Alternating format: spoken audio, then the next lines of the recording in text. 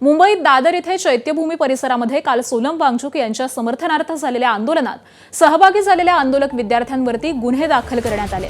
आंदोलन करण्याची परवानगी नसताना आणि जमावबंदीचा आदेश असताना आंदोलन केल्यामुळे पोलिसांनी काही आंदोलक विद्यार्थ्यांना काल ताब्यात घेतलं होतं। त्यानंतर माटुंगा पोलीस स्टेशनमध्ये गुन्हे दाखल करण्यात आलेत। गुन्ह्याच्या तपासासाठी सकाळी 10 वाजता आंदोलकांना बोलावण्यात आलंय।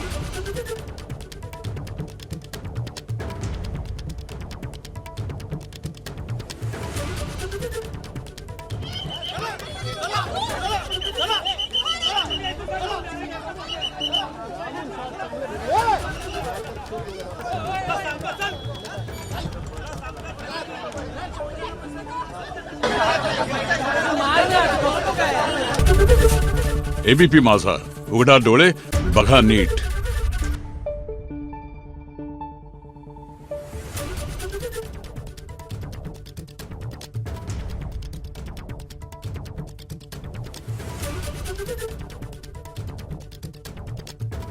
Thank you.